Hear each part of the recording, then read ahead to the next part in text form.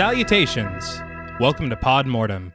I'm Travis Hunter, joined as always by my co-host, my sister, and my brother-in-law. Hi, I'm Reneé Hunter Vasquez. Hi, I'm John Paul Vasquez. This week, we're broadcasting live from the Union Hall in Valentine Bluffs, discussing the 1981 cult classic slasher film, My Bloody Valentine.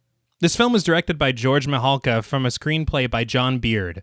While the film follows in the footsteps of holiday-based slashers like Black Christmas and Halloween, My Bloody Valentine is an often overlooked entry in the subgenre compared to its predecessors. Despite a poor performance at the box office and receiving mixed reviews from contemporary critics, the film has amassed a cult following over the decades, including the likes of Quentin Tarantino, who in an interview with Entertainment Weekly named it his favorite slasher film of all time. So, My Bloody Valentine. What were your first impressions on the film? I had never seen this movie before. Never. At all. That's crazy. And Yeah. well, the thing was that I had seen the previews or the trailer for the newer version, and it You're didn't like, pass. yeah, it didn't really look too good. So I was like, eh. And then I was seeing that it was a remake, and I was like, oh man. I was like, I bet, you know what I mean? Uh-huh. If the first one sucked or it looked bad. As bad as this. But I was very mistaken. Really? This movie is fucking great. I enjoyed it the whole time. I figured it could go either way with you, so Right. 100%. I was very afraid. Well, I went in and, you know what I mean? Like I said, it was the first time. So I was like, I'll give it a chance or whatever. But I want to say, I don't know what, the first 30 minutes after that, I was like, this is great. I was like, I'm awesome. having fun. You know what I mean? I was Yeah. like, this is fucking great. This wasn't my first time watching this. No. I remember Mom really, really likes this one. So this movie was just always kind of there. And I feel like I didn't fully appreciate it, honestly, until watching it for the show. It's funny because my friend Kristen had texted me and was like, should I buy it? And I go, you know what? I said, it's free on Prime. It's an 80s slasher. Why don't you go ahead and watch it on Prime first? Right. And then I rewatched it and I was like, you know what? Buy You should it. probably buy it. Yeah. It's a fucking blast. Oh, yeah. Honestly, I've always liked it, but I never had an appreciation for it like I do watching it again now. No, I think I'm in the exact same boat. I always liked this movie because we grew up with it. Right. Yeah. Mom, when I told her we were covering it for the show, she told me that when she was a kid, they would go to the video store and rent a movie, her and her sisters. Right. She always, over and over, rented My Bloody Valentine. They're probably like, God. Yeah, I'm like, again, shit. But that's her connection to the movie, just watching it Right. constantly. And then, of course, along with Halloween, she passed that on to us Yeah. as children. But the thing is that it's not one of those movies that is like, oh, well, it's tied to nostalgia. That's the Right. only reason it's good. No, it's just a good, fun movie. It really is. No, yeah, that was something that, like, watching the whole thing, I was like, this is from beginning to end. I was Yeah. like, it's Yeah. fine. I mean, yeah, you can tell it's 80s, whatever, but who cares? Like, it was a complete movie that was fantastic. Yeah. And I feel like it takes on the slasher genre in a different way because it's not teenagers Right. getting killed. Yeah. you know? I had wanted to make a similar point, was that it's a really unique story. And I feel like there's some really creative deaths. I Oh, want to yeah. talk about that. Because I was like, oh, okay. Yeah.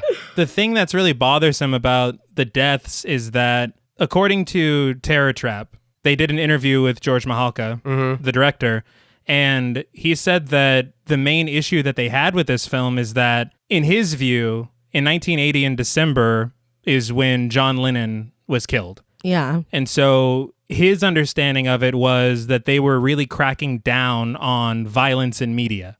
And so during the production of this film, they wrote the script in 5 weeks. They shot it in a month. Damn. Because what happened was they were trying to meet this goal of having this film released by Valentine's Day, because Paramount's like, look, all right. if you get it released, we'll send it into 1,200 theaters in North America. So they're Yeah. like, we got to get this shit out. Yeah. So towards the end of it, they're having all these issues with the MPAA, who are saying, look, you got to cut this scene down. Look, no, that's too much gore. You got to cut that scene out and all this. And so you get all these great kills, but they're not what the director wanted. Right. Because like all of them got trimmed, right? Every single kill Yeah. Oh, was wow. trimmed. And so as we get into it, I'll tell you more what was the intent, Right. because there's some great effects in this film that did not make it into this film. That sucks. I had read that one of the effects, and I don't know which one, had made somebody vomit when they saw it. I'm not surprised. Now, before we cancel this film's dance, we would like to issue a warning for spoilers. Pod Mortem is a very in-depth podcast, and in thoroughly discussing horror films, we have no choice but to spoil a thing or two. If you don't wish to be spoiled, please go watch the film, then come back and enjoy the show. If you've already seen the film or don't care about spoilers, let's head down into the mine. So the film opens inside the Hanniger mine. We get this low-angled shot at a Dutch angle of two miners walking toward the camera with their headlamps on. They continue making their way into the mine with foreboding music accompanied by the sound of their breathing. Yeah. My first thought was that a mine is a really legit setting for a horror film. Yes. And I was an idiot because I was like thinking in my head as I was writing this. Oh, God. I was like, Valentine's, be mine. Is that why they set this in a mine? I think you cracked it. I think I did. Well, I was way off then, because all I thought about was the mole people from Fallout. What does that have to do with love? I don't know. They're very loving. Yeah. Oh. I did want to point out through various sources, this was actually filmed in a real mine. Which is crazy. Yeah. It's in Nova Scotia. I had read that when they had said that they were going to film here, the city of Nova Scotia spent $50,000 cleaning the inside of the mine to prepare for them. And then they arrived and they were like, no, we wanted it dirty and grimy. So they spent $75,000 making it filthy again. Oh my God. I And was like, you can't oh fault them. my No, God. but They were trying to do the right They're thing. trying to do good. But don't ever clean my mine again. But the two miners eventually reach a lighted area, and after one of the miners checks to make sure that the coast is clear, the other miner, revealed to be a woman, starts taking off her clothes. They're taking safe sex to a whole new level. It's like, so we're safe from STDs and black lung. So that's cool. But she takes off her helmet and mask and whips her hair like a L'Oreal commercial. This is when the other miner's breathing intensifies. I was gonna say, I'm really not trying to yuck anybody's yum, but is the Michael Myers breathing really doing it for you? Like, is that? Hey, I don't know what people are into. I can't fault this woman. But the miner stashes his pickaxe into the wall rather aggressively, Yeah. right behind her, and she starts to unzip her coveralls. She awkwardly rubs around his neck and face a bit, but when she goes to remove his mining mask, he goes, no. yeah. We then get a shot of her lower back for some reason, which appeared to be very dry. She might want to take care of that. But she plays with the hose of his mask seductively, as if he can feel it, and he's basically hyperventilating at this point. Yeah, I thought that was funny. I was like, it's a hose, lady. Yeah. That's not attached. that's not connected to It's him. like, that's doing nothing for me, Yeah. but A for effort.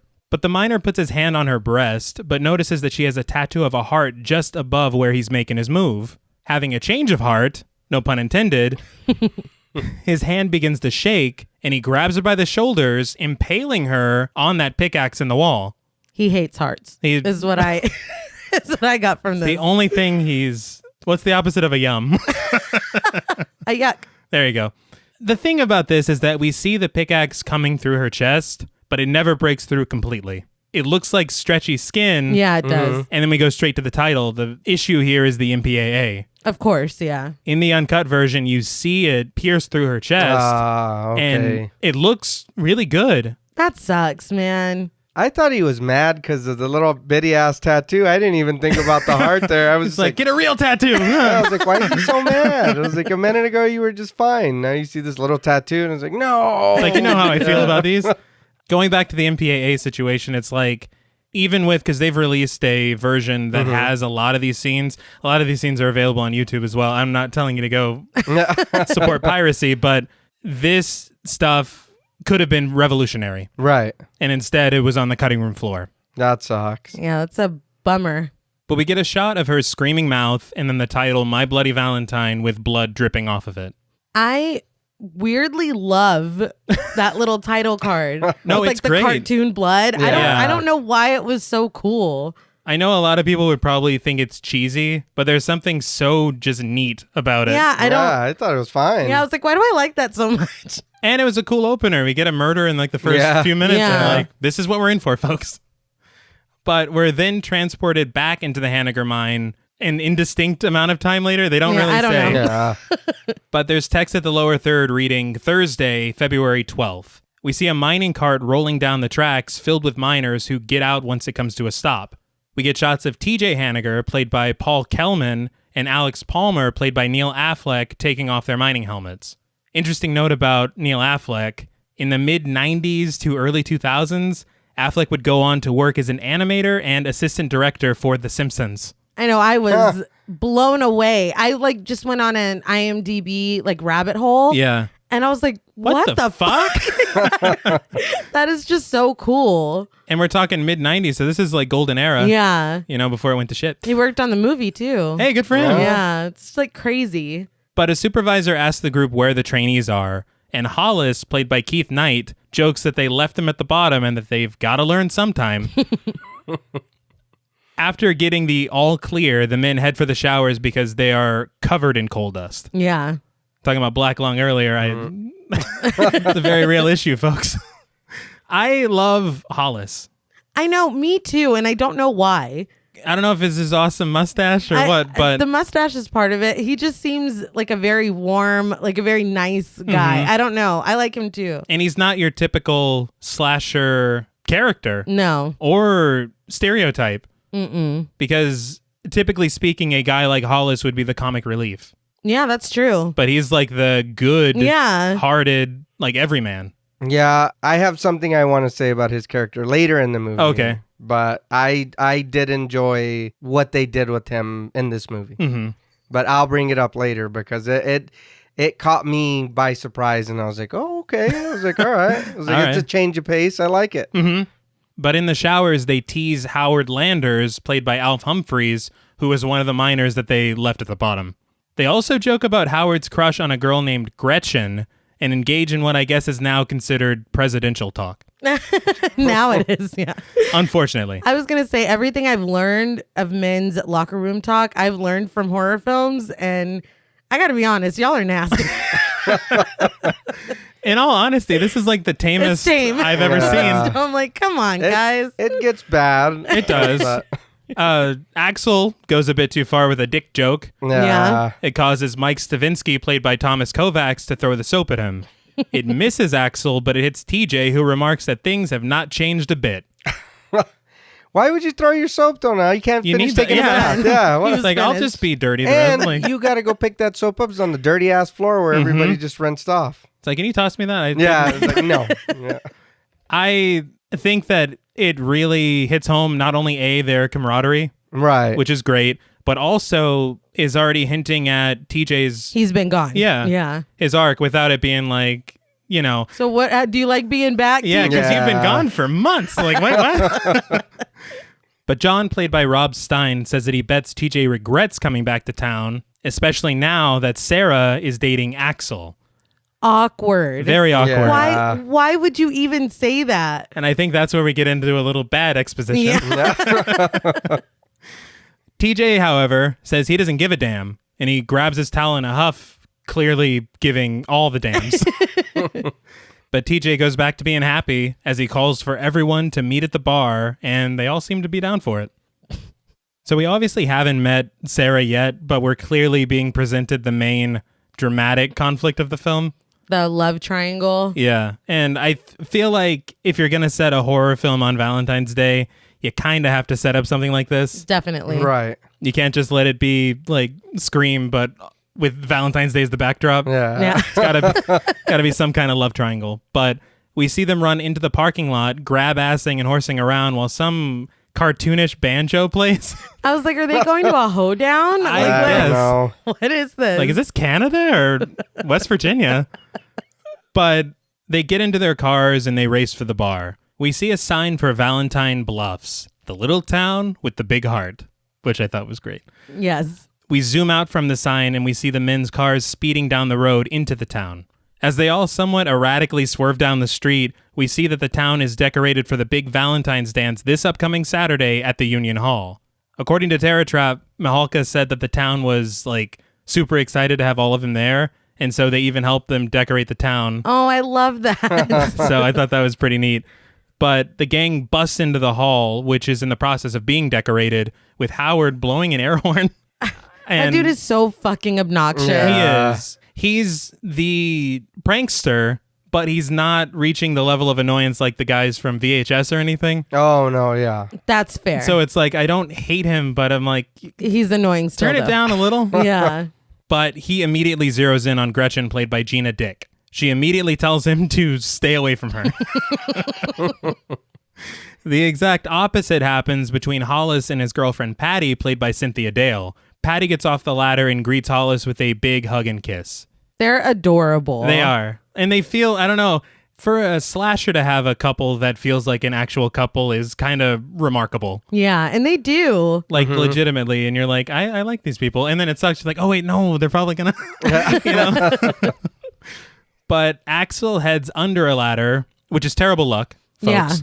And he kisses his girlfriend, Sarah Mercer, played by Lori Hollier. John, who I did not realize was a fucking giant, lifts his girlfriend, Sylvia, played by Helene Udy, by the fucking head and kisses her. What the fuck? Yeah, I was like, that's one way to kiss your mate. Yeah, if You're you gonna pull her must. head off. Who's Yeah. in charge, I guess. I don't Who's in charge? This is Well, a power move. Yeah, I was like, God damn, dude. It's unnecessary. She's into it, though. So She was. different strokes. But TJ just stands there. He does. He's got nobody. Axel and Sarah do sense the awkwardness, but they don't really do anything about it. Howard asks Gretchen to be his date for the dance on Saturday, and she rejects him with the most 80s of lines. She first says, "Dry up." But then he keeps going at it, and he says something like, "You know what look good on you? Me." And she goes, "Suck it in and zip it up, will ya?" It's like, what I was is like, this? that's not the way to get her, No. dude. That's No. not another approach. That's Yeah. not it. Workshop a little bit. But Axel kisses Sarah on the forehead, but he hits his head on one of the rungs of the ladder, which gets a smile from TJ. He's like, yeah, hit it He's again. like, did I do that with my mind? That was funny. Axel randomly shouts, "Let the good times roll," which causes Howard to blow the air horn in agreement. They're having a great time. Dooley loves the party. But outside, we see Mayor Hanniger, played by Larry Reynolds, walking with Mabel Osborne, played by Patricia Hamilton. The mayor tells Mabel that this is the best thing that's happened to the town in years, and that it's all thanks to her decorating committee. Mabel, carrying more decorations, he could have helped her, He could have. but he just let her do it. But she remarks that since it's the first Valentine's Day dance in 20 years, it had to be something special. A little It's a expository, bit much, yeah. but thankfully it kind of subtly hints that there's more going on underneath. So, I mean, it could have been worse Yeah. without her being like, since Yeah. because trust me, the mayor knows. But the mayor's mood changes, and he asks Mabel to downplay the whole first Valentine's dance in 20 years thing. That kind of made me laugh because I'm like, everyone knows they've never been able to have a Valentine's party before. It's Yeah. not about downplaying it. We Yeah. all know this is the first one If you have posters for it, people are like, hey, we haven't had one of those. And ever. yeah, but he says to just focus on having a good time on Saturday and forget about the rest. Mabel agrees, and the two walk towards the entrance of the Union Hall.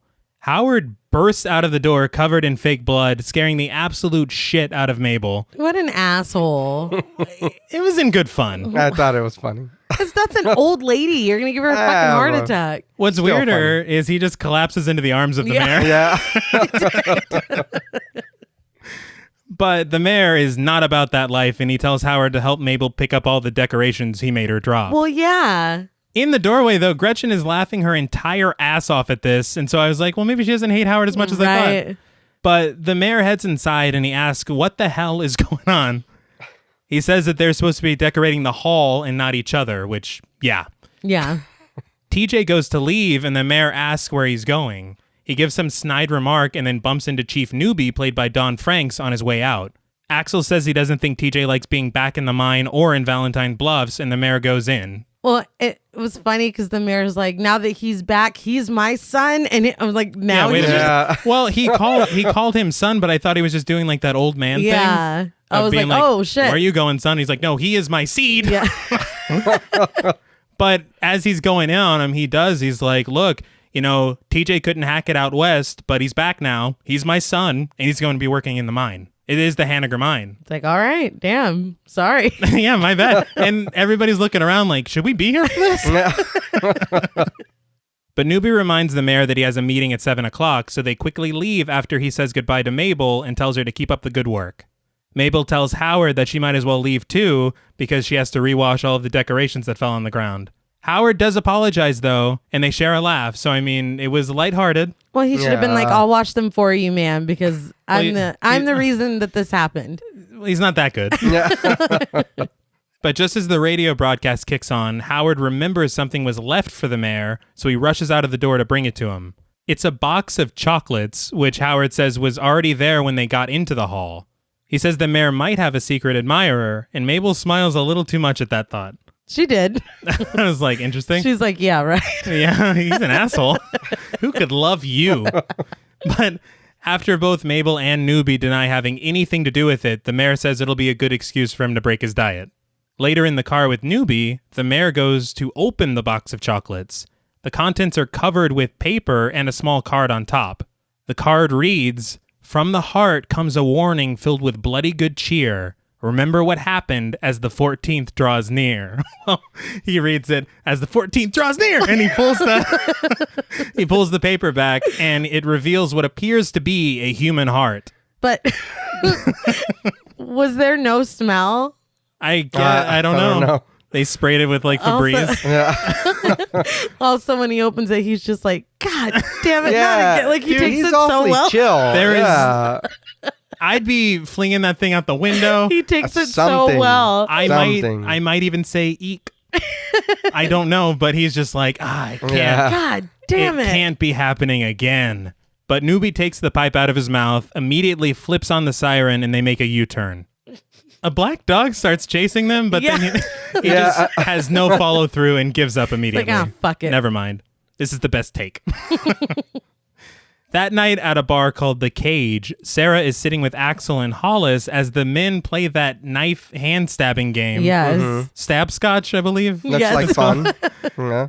The weird thing... It's fun till it isn't. Yeah. The thing is that the goal is to obviously not stab your hand. Right. Well, that makes sense. If the goal was Right, stabbing your hand, it would be very easy to win. Yes. But they're looking at each other as they play. I thought you were supposed to look at your hand. How the fuck are you not going to... No, you don't look at your hand. Oh, well, then the game's over like immediately. Well, yeah. If you don't know how to do it, I would have stabbed my hand right away. Immediately, yeah. For fun or just... Well, I don't want to play. No. But Happy, the bartender played by Jack Van Evera, is reciting what sounds like a poem to what I believe is a grizzled old sea captain. TJ sits there at the bar listening. Happy says, "It's a bad time this time of year," which is not a great line to start a poem. But it's a bad time this time of year. There's bad things coming. My words you hear. Beware the 14th if you value your life. But then he gets cut off by an annoyed patron asking, how many times are we going to have to hear this story? We get another shot of the men playing stab scotch. Axel looking happier than I've ever seen a human being before. And He was doing very well. he's like, I haven't stabbed myself yet. yeah. But TJ just watches on, obviously looking more at Sarah than anything else. A woman says that Happy should tell the story because she loves fairy tales. Happy snaps that it isn't a fairy tale. For a man named Happy. This is irony, sheer irony. But we see a close-up of the men's hands as the game grows quicker. Happy says that if the girl doesn't listen, she's a fool. This dude's a character. He really is. Just as he says she's a fool, Axel stabs his finger with the knife, effectively losing the game. But he sucks the blood off his finger. Why do people do this in movies? I don't know, Yeah, but I like don't he know. sucked the blood off his finger instead of just going to the side of his finger where he cut himself. He put his whole finger in his mouth, Yeah. which I thought was really odd. I don't get any of it. But everybody's like laughing their asses off, and he looks at TJ laughing like, you motherfucker. Yeah. Like everybody's Yeah. laughing. Like it was his fault. Everyone's laughing. TJ's learning how powerful he is. He's like, did I do that too? Holy shit. But he does laugh and he shows off the wound to Hollis, which just so happens to be his middle finger. So Right. he gets a twofer. Yeah. TJ continues to laugh, clearly enjoying the moment for a different reason. Sarah looks at TJ in half admonishment, half longing, would you say? There's a lot of complicated feelings Yeah. there, I think. Fair. But Happy says that he knows what he's talking about and says that the town is accursed. He says the story happened 20 years ago, and we see the story play out as he describes it. We even get those little, like, this is a flashback harp strings, which was really funny to me. I really liked that, though. I liked the flashback. No, I think it's great. Honestly, I feel like I'm a sucker for a film that has a built-in legend. I love, like, No, yeah. Definitely. this, The Fog, you know, where there's like a specter hanging over a town. It's just fantastic. Yeah. But it was the night of the Valentine's Day dance, which had been a tradition for over 100 years. I was about to call bullshit on that, but according to History.com, modern Valentine's Day, as we've known it and celebrated it, has been around since the 1800s. Oh, shit. I was very surprised by that. I wouldn't have expected that. Like a Valentine's, long time. Yeah, Yeah. cards and everything, like the Yeah. whole thing. Cupid, you know that little fucker. Him too. Yeah, the whole thing. But we see a woman holding up a cake at the Union Hall, which reads, Happy Valentine's Day, 1960. Happy says that everyone was there except for 7 miners who were down in the Haniger mine. 2 supervisors were waiting for the men to come back up, but they were too anxious to get to the party and just bailed, with the other 5 still down there. Unfortunately, they also failed to check the methane gas levels in the tunnels before leaving. We then see a miner's lantern causing an explosion with the fire spreading through the tunnels and collapsing support beams, and it just leaves 5 men buried beneath the rubble. I thought that looked really cool. Oh, Yeah. it did. And I was wondering, I'm like, okay, so I know that they filmed in a real mine, but was this also filmed in the mine? Because there's, how the fuck are you going to do an explosion? Yeah. You know, that I feel like that had to be a set, but I have no I don't know. backing Yeah. to say that at all. But for 6 weeks, they dug into the collapsed mine, attempting to rescue the men. After they broke through, only one was found alive, and Happy claims to be the one who found him, which He did. to me, that would make me feel like the story's bullshit. I'm like, why are you the hero? But we see Happy in his mining gear, breaking through, only to find Harry Warden looking up at him, screaming madly. It's very creepy. Oh, I agree. Like, it's good. I Yeah. thought it looked really good. He's staring off into nothing. Yeah. And his eyes are just vacant. It's fantastic. But we then get a shot of Harry just going to town on a severed arm of one of the miners. Yeah. How did you survive, he asked? Yeah. You asked? Yeah. Well, let me show you. I did, though, of course, as I'm sure you did, an accident in a mine, miners resorting to cannibalism. This is Until Dawn. Yeah. They But, they totally ripped this off.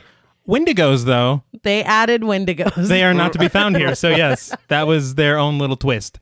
But Happy says Harry Warden spent a year in the mental hospital, but exactly 1 year later, he returned to Valentine Bluffs. He killed the 2 supervisors who left early for the party, and we see one of them being murdered in his bedroom as Harry, in full miner gear, drives a pickaxe into his chest.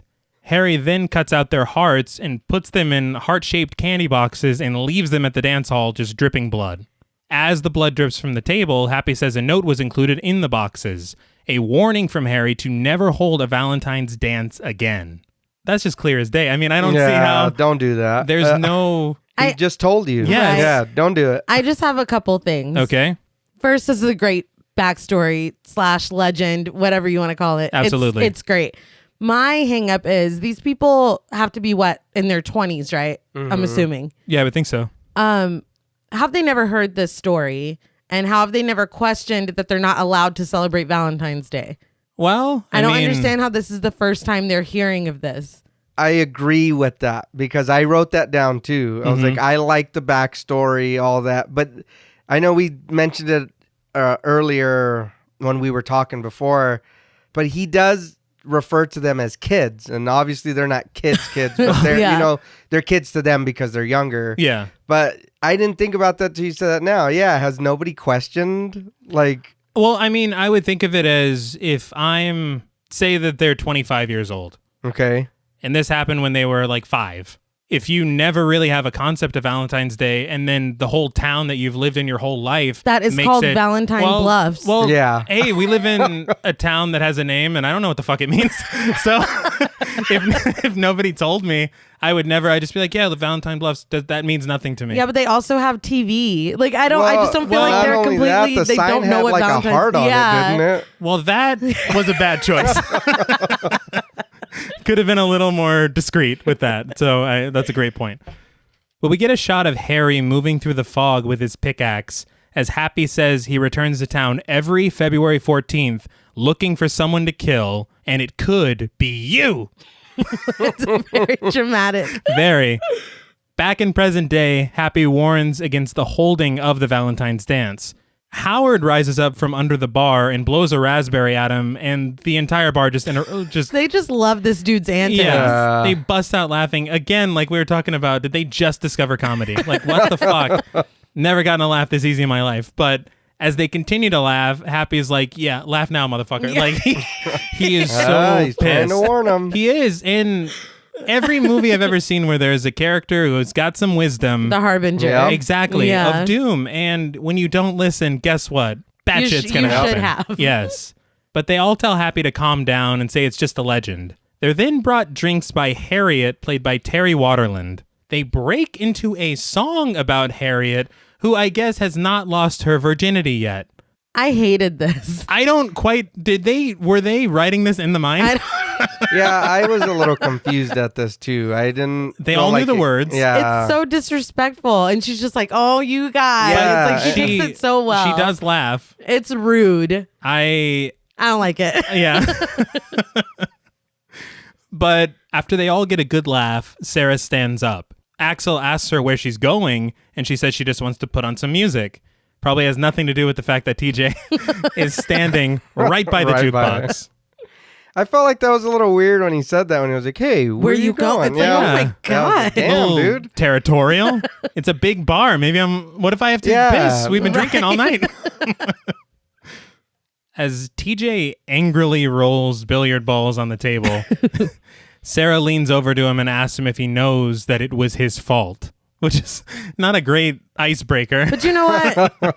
Let's get right to the point because And- Axel's going to be over here in about 30 Yeah, that's seconds. true. He's already wanting to know where I am. But TJ doesn't disagree.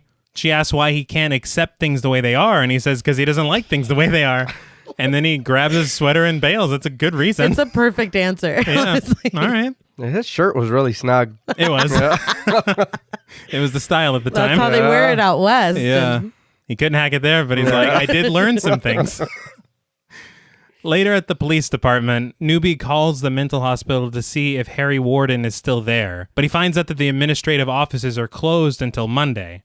Newbie says that it might just be a joke, and the mayor says if it is a joke, he wants the kids responsible strung up, starting with Howard. It's like, no proof, nothing. But just then, the medical examiner comes in, confirming their fears. It is indeed a human heart taken from a woman of about 30. I don't understand why he had to keep fondling the heart while he was talking about it. Yeah, I was like, you can tell all that from touching the heart. Yeah, it's Like a little that? weird.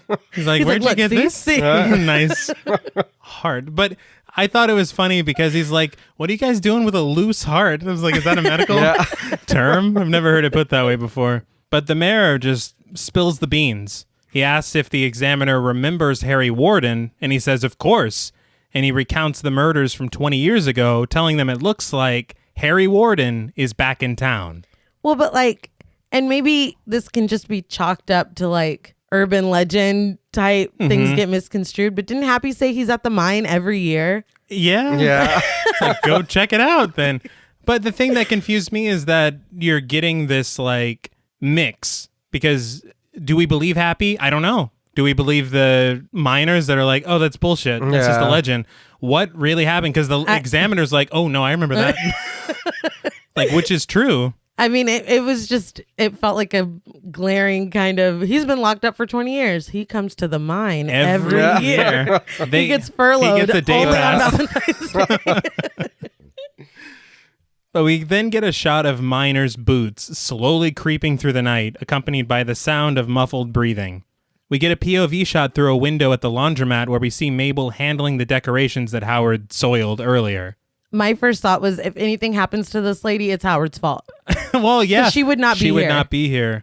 But a bell rings, and Mabel walks over to the washing machine to retrieve more of the soiled items as the miner watches on. So this, I mean, the backstory is kind of reminiscent of Friday the 13th. Mm-hmm. It is. Where you have people that aren't paying attention, and then people end up dead because of it. And then Right. revenge. Right, and then sweet revenge. Yeah. But then you also have these Michael Myers moments of the heavy breathing, Yes. the POV shots through the window. So as much as they did say in interviews that they weren't even thinking about those slasher films when they wrote this, don't pull a Rob Zombie. Don't Don't do it. Yeah. Clearly there was some influence here. But Mabel leaves the room as the miner pushes the door open. He looks over to the right where he notices a poster for the Valentine's dance, which causes his breathing to grow quicker. He's like, I told these sons of bitches. I asked for one thing. One. Couldn't even do that. But the miner places a heart-shaped box on the table and then hides behind the machines. Mabel returns with a cup of tea, finding the box on the table, wondering out loud who could have sent it. She asked if it could be Jake, and I had no idea who that was. But I looked it up. Yeah. On IMDb, Chief Newby's first name is Jake. Yeah. Ah, So, all right. never mentioned in the film. Yeah, but I was confused too. I was like, oh. I Yeah. feel like there's even more payoff to this later. Oh, absolutely. Yeah. But Mabel opens the box and she finds a note that reads, "Roses are red, violets are blue, one is dead, and so are you." You is underlined 3 times, by the way. It was like, I'm talking about you. Yeah. Mabel. Mabel. Just then, the lights go out. The miner leaps out from the shadows with his headlamp on, so he's got the advantage. I just really like the idea of him sitting down and writing these poems and then waiting around the corner and for her to read it so that his work wasn't spoiled. No, and he's- then he's like, all right, now I'm going to get this It's like, bitch. no, I need a primer. And it's on the nice stationery. Like, he's thorough. He did it. I respect it. But Mabel screams as he advances on her. Just as she almost gets away, he grabs her by the hair, throwing her to the floor, and he brings the pickaxe down into her chest. We get an exterior shot of the laundromat, which apparently is called Madame Mabel's Laundrette, and we see the miner's headlamp turn off through the window. So maybe, I guess it's not completely Howard's fault, because if this is her business, she might have been there anyway. Yeah. It's like, I got to count the change, and I don't know what you do at a laundromat. Count change. Oh, cool. Clean the lint traps. Hey, you there we know. go. Later that night at the junkyard, Hollis, along with Howard and Mike, are cooking food wrapped in tinfoil on the engine of a car. Thought it was very strange, but if they can keep this down, they'll be sitting pretty. That's funny because and it's real quick. I know it's gonna do with the movie, but it made me think. One time I went on a road trip with my mom, and she literally put our food in foil and like set it in the fucking engine, and we were running, and she. Pulled over after a while, and she was like, all right, should be good, whatever. And the shit was fucking hot, and we ate it like that. I was like, okay. It's like, and it was delicious. I couldn't have been but maybe 6 or 7. But I remember thinking, why the fuck am I eating this But that was it. I was like, okay. I've never seen that done other than The Simpsons. On The Simpsons. Yeah. It apparently people were doing it back in the 80s Like, and it whenever. worked. Yeah. Do you have to adjust cooking times? You're like, well, if it's in an oven, it's like an hour, but on an engine. But on an engine. But if we're running this motherfucker. Oh. But in POV shots, we see someone skulking around the junkyard. They're watching the men from afar, kind of going between the piles of junk. Mm-hmm. As the POV shot continues to move, we eventually settle on Axel sitting inside of a car playing a harmonica. He's here for the atmosphere. A hand reaches out from the shadows to give Axel a bottle of liquor. It's TJ. I was like, what a predatory way to join the group. Like, why are you skulking? Just in the, yeah. What a creep. But he asks Axel to shove over so he can sit down too. Axel just flat gets out of the car instead, and he takes a swig from the bottle. He passes it back to TJ as they awkwardly make small talk before Axel just goes all Blues Traveler on the harmonica again. After the musical interlude, they acknowledge that there is a bit of an issue between them because of Sarah. TJ asks what they're going to do about it, but Axel's like, look, there's nothing to do about it. Sarah's with me now, and that's it. He says it's not his fault that TJ left and that he needs to just back off. Well, it's like, maybe we should be asking Sarah what she wants to do. Well, yeah. Because, now what are we going to do about this? Well, it's like she's not a car. She's not a, No. It did not come up. It didn't. No. Odd. No. But TJ just hops out of the car and says they both know who Sarah wants, and Axel just walks away without saying a word. He's like, God damn it. He's right. But Hollis walks up with his engine black dinner, and he sits down next to TJ. His hat says, kiss my ass.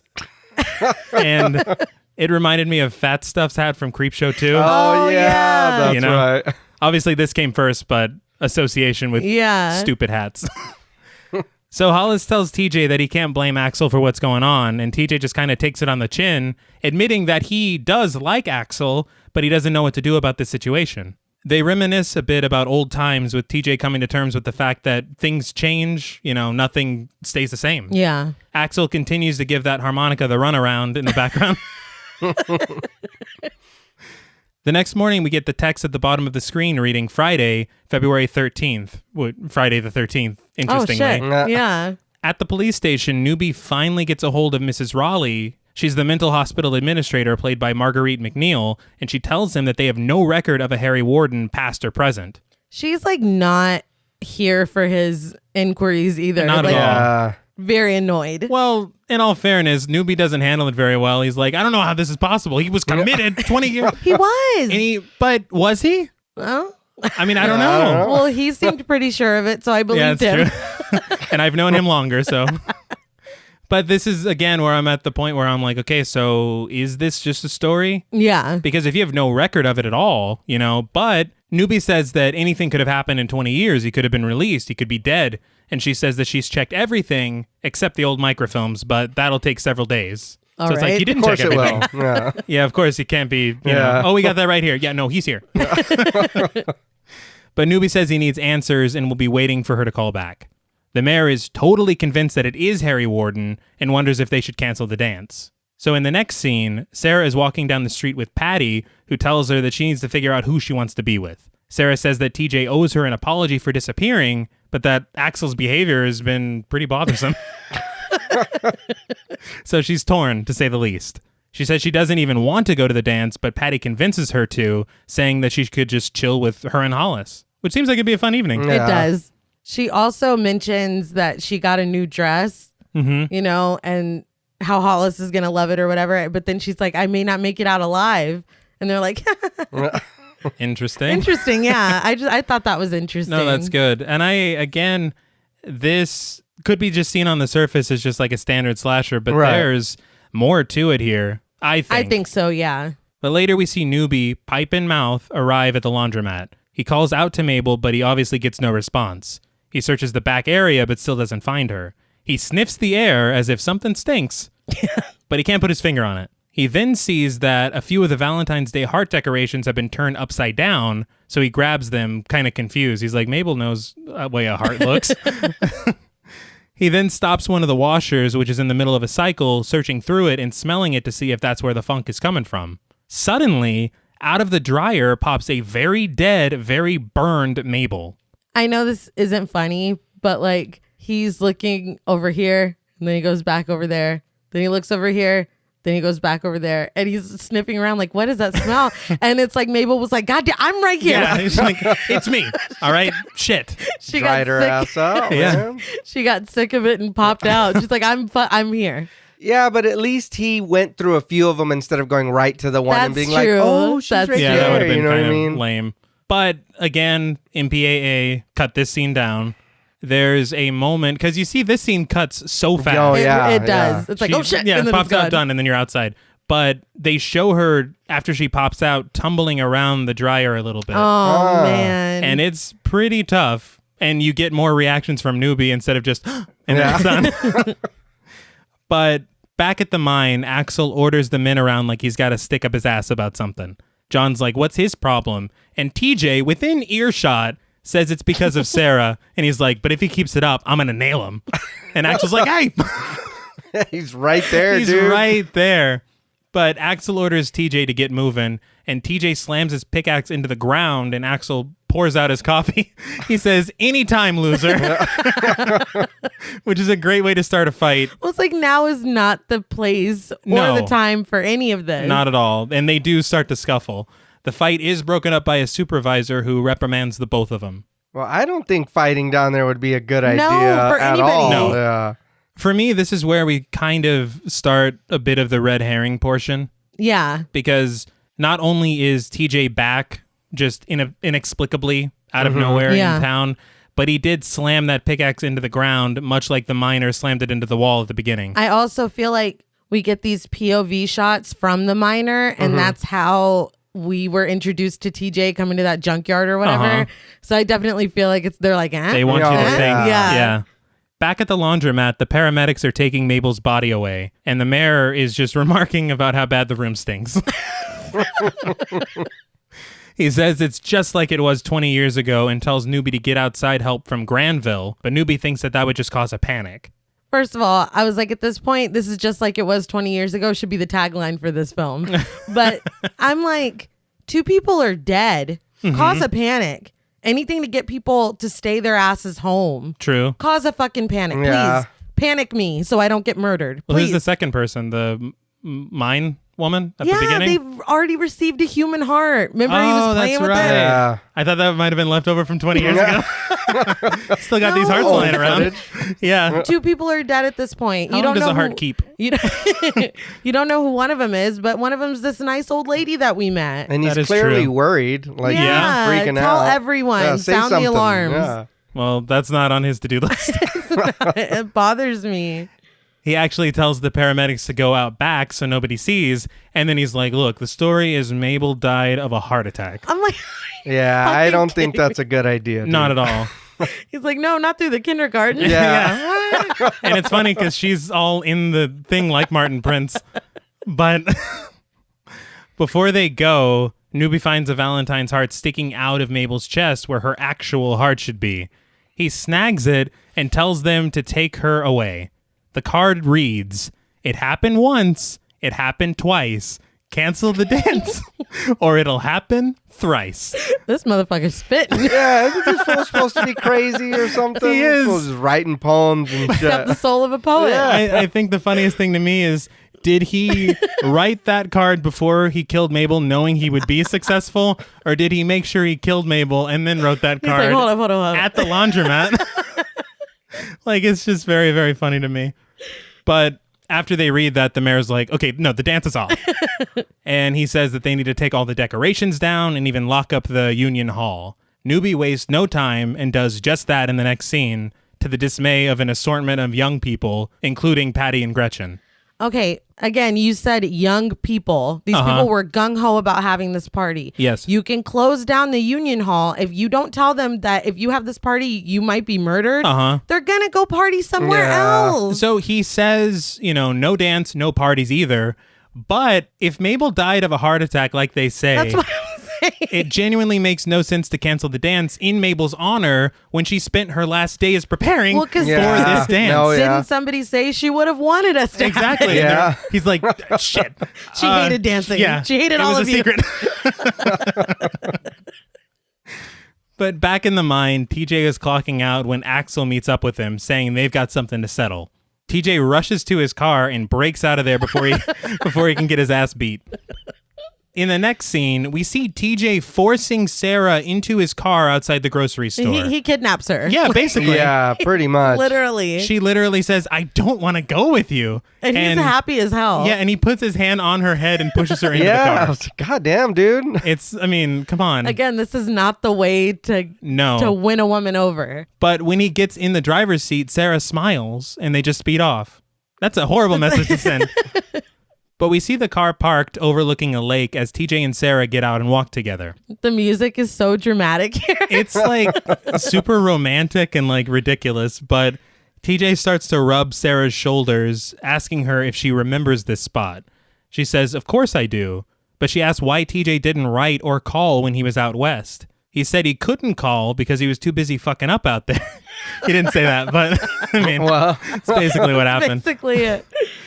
But he asks her to give him a chance, and he says that he loves her. She begins to cry, but he apologizes in full Canadian. I'm so damn He's sorry. So damn sorry. And they kiss. So, I mean, again, it's not the standard situation in a slasher movie. Typically, people are just trying to get laid or Right. whatever. Yeah. It- So this this is like a is love story. true love. Triangle. Yeah. They're crying. He's like, I'm sorry. You know, it's like So real. damn sorry. So I was damn like, sorry. Axel is not going to like this. Yeah. Oh, no. Another funny thing, according to Terror Trap, this scenic view is almost like stereotypically romantic, but it wasn't the original idea. They wanted to have this dreary atmosphere for the entire film, and apparently Nova Scotia is known for fog, but not during the months that they filmed this movie. Oh, no. shit. So it all just worked out to their disadvantage. So we got no fog. We got a clean mind. Yeah. It's like, damn, dude. Is it too late to back out? Back at the bar, Axel bumps into TJ asking if he's seen Sarah, and TJ's like, it wasn't my turn to watch her. Which is like, come on. The drama of it all. It's It's ridiculous. so funny. Somewhere in the night, Sarah is walking alone, wondering to herself how she's going to tell Axel what happened with TJ earlier. Well, it's like creepy as hell out there. And she's Yeah. all, I'm like, you got two boyfriends. One of them can't walk you to the damn thing. How did she get out here? I don't Like, know. It's like creepy out she there. was just with TJ at the lake. I don't know. But through these tense shots, we get the illusion that Sarah is being followed. Just as she turns around, a circular light like a miner's helmet beams at her, but it's just Newbie's flashlight. He didn't have to blind her. He did not have to. I did like this fake out, though. Yeah. I did too. Because I'm like, it's the same shape. Whoa! Yeah. You know? But he apologizes for scaring her, but he says that he's just making his nightly patrol. On foot? I guess. I mean, like, Where where's your is your cruiser? car? I'm Yeah, going where's up and your down car every at? street. Well, it seems like he's the only police force Yeah. at the It- moment. it He's does. the only cop we've met. But rather than escorting her, you know, considering he thinks Harry Warden's out here murking people, doing exactly what she's doing, Yeah. he just lets her go. He's all right. Have a good one. Yeah. No Stay parties, safe, remember? yeah. In the bar, the main crew decides to throw a Valentine's party instead of a dance. Since everywhere will be locked up, TJ suggests throwing the party in the mine, which gets everyone excited. Howard and another joker that I think it's Mike. I was like, I've never seen this guy before, but I was like, I guess I did. They start cracking up and cracking Harry Warden jokes, and Hollis plainly tells them, no, there's no laughter. He goes, shut the fuck up. And then Happy chimes in over the bar saying, beware what you make fun of, you little asshole. I'm like, why is everybody... Always listen to the Harbinger. Exactly. Always. He's not trying to play around. Not He's at like, all. I'm fucking warning you. He is, and he brings it again. He's like, look, you'll be sorry if you throw a party. And TJ's basically like, screw that old legend. Yeah. Yeah. Piss on Harry Warden, he says. And then he's like, we're having a party. But if you tell anyone, he says that to Happy. fuck you He's up. like, Stedman Graham, if you fuck this up for us. Well, it was my understanding the way they said it was that they were going to go party down in the mine. Yeah. And he's like, we have a pool table. I was like, why the fuck do you have a pool table in the mine? You know, that's what I thought too. I didn't realize that the mine is the entire the whole area. Yeah, Yeah. There's buildings and stuff. I'm like, I was like, that doesn't sound safe to me. Y'all Oh, should no, not no, be no. playing pool down there. we'll inhale fumes. It'll be great. We'll get black lung. Yeah, night we'll never forget. But it's settled. Party at the mine. The camera zooms in on Happy, who calls them assholes. Well, they're acting like assholes. Well, they Yeah. are. But that night, we see Happy breaking into an office at the mine. Newbie drives by, checking the gate, which is locked. And after he drives away, we see Happy setting up a prank with a miner outfit and a pickaxe. He is like so pleased with himself. Yeah. Oh, he is. He's hoping it'll scare the shit out of the partygoers. What it is it's basically a fake miner is holding the pickaxe, and the axe will swing up at whoever opens the door. Right. And he tested a few times, and like you said, laughing his entire ass No, off. Yeah. he's very happy. He turns to leave, but he decides to indulge himself in that joke one more time. But when he goes to open the door, he's met by the real miner, who swings the pickaxe right into his throat and drags his body away. But how'd he pull the old switcheroo? How did he do that? It's not the prank just worked really good. But also, I'm like, this man has been trying to fulfill your wishes. Yeah. Uh-huh. Yeah, Why are you, seriously, why are he's you the killing only him? one. The only one. And see, this is the other thing is that before we show Happy at the mine setting up this prank, I was like, it's another red herring. I think Happy's the one doing this. Right. Right. You Yeah. know? And then literally the next scene, he's like, I'll get these fuckers. Yeah. And then he's dead. But again, another kill cut by the MPAA. According to Terror Trap, Tom Berman, the special effects makeup designer, rigged up this device, and this is probably what made Homeboy throw up. The device would have the pickaxe enter the chin and pop out Happy's eyeball in one fluid motion. Hey. And you can find this on YouTube. I would like to see that. Oh, yeah. It looks so good. I'm going to go watch that. Oh, It's- yeah. It's fantastic. Sidebar, Berman also did makeup work on Body Snatchers. He created Sloth from the Goonies. Oh, all right. Wow. And he worked on Nip Tuck. Hey. That shit looked good on Nip Tuck. It Yeah. did. Say what you will about... And I mean, the story goes way downhill, man. but that was always something that you couldn't say anything about. Not at all. The surgeries and all that. Oh, that no, looked yeah. real good. Yeah, Berman's the man, and I love the Carver. Yes. But in the next scene, the day is finally upon us. Saturday, February 14th, Valentine's Day. We see Newbie pick up a fallen decoration, crumple it up, and share a knowing look with the mayor. It's kind of an odd shot because in the span of a few seconds, it's already nighttime. I Yeah. was like, why? They're like, fuck, it's Valentine's Day. Well, I guess. Moving on. Yeah, we spent a lot of time on this triangle. Let's. But we see a massive group of people, including our main cast, arrive at the mine. They get into one of the buildings there, switch on the lights, turn on the music, and start passing out the food and drinks. Back at the police station, Newbie checks in with one of his officers who tells him it's been quiet all evening, but that someone left him a heart-shaped box. Dun, dun, dun. Fearfully, Newbie sits at his desk, and he tells the officer to go get him a cup of coffee, and once he's alone, he cautiously starts to open it. When he does, he finds that it's filled with chocolates. I love the gasp. Like, oh my God. But the worst part is that it also has a note in it from Mabel that says, "Be my Valentine." Newbie somberly says her name, and the scene ends. That's like really fucking sad. Yeah. It Because is. when she got her Valentine, she thought it was from him. Mm-hmm. And so it's like this little, I just feel like it added so much. And if you're not paying attention, you could just be like, oh man, that sucks. Yeah. But like, it's like really fucking sad. So, because I was like, at first, you know, when I was a kid, I was like, oh, he's probably just sad that she died. Yeah. But seeing it now, I'm like, man, they're probably both in their like 50s or 60s. Yeah. Who knows how long they could maybe have been harboring feelings for each Yeah. other. And it's like they're finally Finally. taking No, that. yeah. It's sad, You dude. know, It's and he's really like, sad. damn, sitting there imagining them spending their life. Never mind. It's getting a Do you need a tissue? little too wistful. No. But back at the mine, the party is bumping. TJ arrives, followed immediately by Sarah and Axel. So it's Valentine's Day, right? Not Halloween? Yeah. Because why is TJ dressed like Fred from Scooby-Doo? Dude, I don't know. Hey, that scarf was fucking. It's an ascot. He's like, you know what's going to win Whatever. Sarah's heart? This ascot. Let me unbutton a couple buttons. He Put did. on my ascot. Did he have the same shirt he's been wearing the whole movie, though? Well, the budget was really tiny for the film. They probably Like, wore just their pop own the clothes. buttons. Just take the buttons off. You know what's crazy? That's the other point I wanted to make about that is Mihalka said that nearly half the budget was spent on all these inventive kills, and then they don't end up in the film. Man, Oh, that's that bullshit. sucks. So it's just, I feel so bad for them. But despite TJ scolding them for breaking the lock and parking incorrectly, he's like the fucking hall monitor. The party is going off without a hitch. We see John and Sylvia leaving with the other partygoers saying, Sylvia's gonna get it. It's like, doesn't that take the... Can you be Fuck, cool? Yeah. John's like, you're killing the mood. But two partygoers who we really haven't seen anything from, Dave, played by Carl Marat, and Tommy, played by Jim Murchison, chat a bit and watch a woman seemingly eat a hot dog in one bite.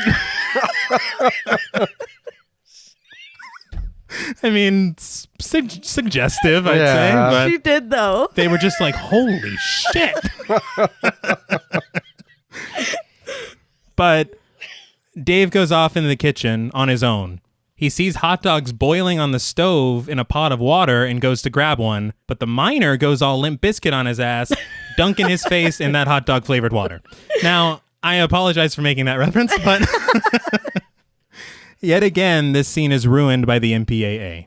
I just want to say before you elaborate. Okay. Being drowned in hot dog water may be the cruelest way to die. Yeah, that sucks. It's not even a good broth. No, it's fucking disgusting. But he didn't even seem like he put up much of a fight. Well, He's just like, well. Dude, it's so funny He's because like, is this hot dog Bobby? Yeah. he gets grabbed in the back of the head and he goes, "Who's that?" Yeah. And then he's just dead. But the thing that happened, according to an interview that Mihalka did with Without Your Head podcast, there is one shot from underneath the pot where you can see Dave's face turning red and then gradually his skin starts peeling off. That's awesome. It's just like... I don't understand why like, they leave it. Yeah, you didn't have to cut that much. So No. John Lennon was not drowned in a pot of hot dog yeah. water. I may have to consult some research, but I don't think so. I don't know that if that's true, but Yeah, they're like, ooh, no, that's exactly how. But it's crazy because, again, I think here's the thing that pisses me off the most about this is that they are released in like this very small window because literally just a few months later, Friday the 13th Part 2 is released and it's fucking gory as shit. Yeah. So you're like, that's not fair. Do you just hate Canadians? So they Like- had to hit this window to get this big release. Yes. But if they hadn't, They- then maybe they would have gotten that fucking Doesn't it sucks. suck? Yeah. I'd be just so upset about Oh, this. yeah. Another thing, because again, this is one that you can see on YouTube, is the death is very reminiscent of one of the most memorable kills in Halloween 2, which came out later this year. Oh man. I'm sure you know what I'm talking about. Yeah. I was like, that's interesting. Yeah. But back at the police station, Newbie says that he has a bad feeling about the mine and plans to go check it out. His exit is interrupted, though, by a bunch of barking dogs outside. When he heads out there, he sees them licking the blood that's dripping from yet another heart-shaped box. After he shoos the dogs away, Newbie picks up the card from the box. Those dogs were pissed to be They were. That was our dinner. I'm a little like I was like those dogs were not trained. Oh, no. I I was feel like that dog was scary. Yeah, that dog was fixing to bite the shit out of him for real. I thought the same thing. I honestly don't know dogs. I did not grow up with dogs, so No. anytime I see an angry dog, No, trained that, or not, that dog looked pissed. yeah. No. And I've had dogs before, and I was like, that dog looks mad. I read that part of that was cut because I guess the dog had some blood in his mouth, and they My said no. God. I'm like, this is called My Bloody Valentine. They're like, this no a violence Disney from dogs movie? either. Yeah. No, Or seriously, what the fuck happened? happened? The other thing to consider is it was also released by Paramount, who released Friday the 13th, who got a lot of backlash for the gore in Friday the 13th. So it could be safe to assume that they were Trying more to willing. play it safe. Exactly. They're like, look, we got fucking wrecked. Yeah. So please no. But the note inside the box reads, "You didn't stop the party." No rhyme. He was too pissed. He should have been like, "You didn't stop the party." And now you're gonna be sorry. Yeah. Enjoy this person's hearty.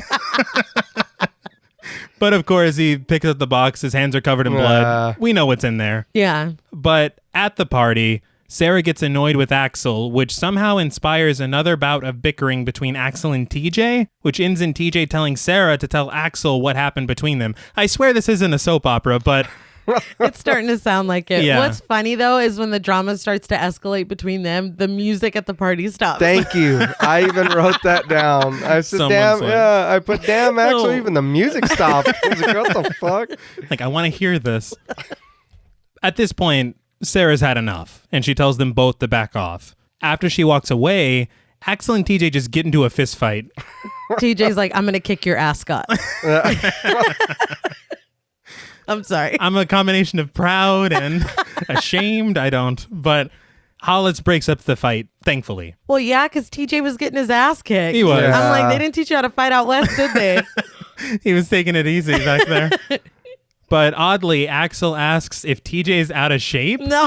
whole time. No. What is No, that? no, no. Who was that to? Please That's explain. one of the best fucking lines in this movie. Okay. I would be so pissed off if I got my ass kicked and somebody said, "You're out of shape, huh?" Bitch, are you serious? It's like, you're not your fighting weight. Yeah. I Like, honestly, what? I had to pause the movie because I could not stop laughing that he said that to him. And then he grabs a beer and like spins his way out the tube. Yeah. Dramatically just opens it. It's a lot. It's a lot. It was amazing. But TJ apologizes to Sarah, who asks him to stop, saying she doesn't care anymore, and asks him to leave her alone. She's kind of speaking for the audience at this point. Yeah. It's like, Enough. you guys need to chill. Can one of you die now? But Howard kills the awkwardness by snorting beer up his nose. And everyone loves Like, it. yeah, Yeah. The bar is so low. it really is. It's like Bobby Hill. He shoves a French fry up his nose, makes a new friend. But outside, Axel bangs his head against the wall because that's productive. He is sobbing. Dude, he's Like he's he's fucking hurting, man. but he won the fight. I don't understand. Yeah. But he lost the girl. Yeah, Oh well. He's hurt. he is. So, somewhere adjacent to the showers, John and Sylvia are making it sweet. Apparently, there's a pulley system overhead with everyone's mining gear, and he shows her how to use it for some reason. She was really interested in Yeah. She it. was. She's like, tell me, what do you do? How does it, you know? But she's like, you know what we need? And he's like, I got it right here. And he pulls out a condom. No, the camera zooms in It on does. the. Hey, at least he had a condom though, and he was True. practicing safe sex. I mean, I you respect gotta it. appreciate that in Yeah. a slasher. hmm But it was. No. They're like, you know. Yeah. They had to sell the joke. It They're was like, the it's a Zoom. condom, guys. But she's like, no, beers. We need beers. And so he leaves to go grab a couple. I would not want to stay there by myself. Yeah. Not that at was all. really weird. That Yeah. You would just hang She's out. like, I'll get him. And he's like, no, I'll get get him. Even if I didn't believe Happy, I'd be like, it's a little weird out Yeah. here. This little no. musty ass area. I'm not. No, None I'm of that. good.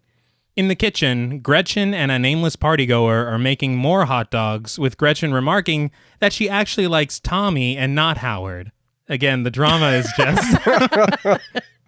But John walks in to grab the beers just as Gretchen pulls what is clearly a boiled heart out of the pot. She gasps and asks what it is. John turns around from the fridge, saying it's probably a prank. He's distracted while grabbing a six-pack, so he doesn't notice that Dave's dead body is inside the refrigerator, and neither do the girls. He's looking up like, somebody please see me. Give me a proper burial, please. And his face does look good. No. It Oh, does yeah. look good. And that's another thing is like, look, you see the results, Yeah, but we Yeah. can't see it happen. It's so arbitrary. yeah. But back with Sylvia, she's lying on her back looking up at all the mining gear when suddenly she hears some creaking noises. The camera swirls around her until we hear the sound of rushing water and see that someone has turned the showers on in the room right next to her. I did like the sweeping camera Oh, Yeah. around yeah. her because there really hasn't been that much interesting camera work in this No. movie. No. But that was pretty good. We get these shots of every single shower in the room being turned on. She stands up thinking John might be the culprit, but out of nowhere, the mining gear from up above comes falling down all around her. She screams trying to find her way out when Happy's body drops down among the gear. But like, she does know she can push past fabric, right? Because every time she came to one of the uniforms, she's like, "Oh, like, like I'm stuck." Yeah, but in all fairness, that would be creepy as fuck. Oh, It yeah. would I'd be. be like, holy shit, what's But happening? I'd haul ass. Well, yeah, I mean, but And I do want to know how this is happening because somebody's in the shower room turning on all the showers. right. And as we learned from John, you have to hook pull it, one at yeah. a time, but he's hooking like 5, 6, Yeah. 7, 8, perfectly following her too. But it's a great visual. I guess we just have to forgive them for not making sense. But she turns around and comes face to face with the miner who breathes heavily, blood on his mask and his headlamp beaming into her face. He grabs her by the face and carries her into the shower. He grabs her by the head. Exactly. Like she was Yeah. grabbed at the beginning, which I thought, I was like, oh shit. See, so when I saw that again, I'm like, okay, so this is a red herring. Maybe it's John. Yeah. But it's like, well, we did just see him in the kitchen. Yeah. How quick can you get into that mining uniform? You know? But this is undone immediately when John returns with the beer. He calls out to Sylvia, but sees the showers running, thinking he's about to get down with the get down. He's like, oh, Right. yeah. Yeah. He's so happy. He even unbuttons his shirt a little bit. Poor guy, man. It was about to be the best evening of his life. But he makes his way through the steam to discover Sylvia's head has been impaled on one of the shower heads. So again, this was censored all to hell. I know this is cut up, but like, I thought that was excellent staging. Oh yeah. Like when I had mentioned the creative deaths in this, like that is creative as fuck. No, I agree. They're all pretty inventive. They are. It's They're not unique. just, But, and this is what bothered me the most, is because the actual still for this film on Amazon Prime is the miner impaling her head on the shower, which is a shot we never see in this version of the film. Oh, man. That sucks. And according to Terror Trap, they have, and again, look on YouTube, you see in one shot him impaling her head on the shower. I really like that. I thought that was fucking cool. It's Even fantastic. for it being chopped up, like you said. That just in the movie itself, I was like, that's it's cool. fucking amazing. I just wish we would have been able to see the real all deal. of it. Yeah. The thing about the shot is that once John sees her, it pans up and you see the water coming out of her mouth. That's cool. It's a great shot, and it's tinged with blood. It's just great. And it got cut. Yeah, of course.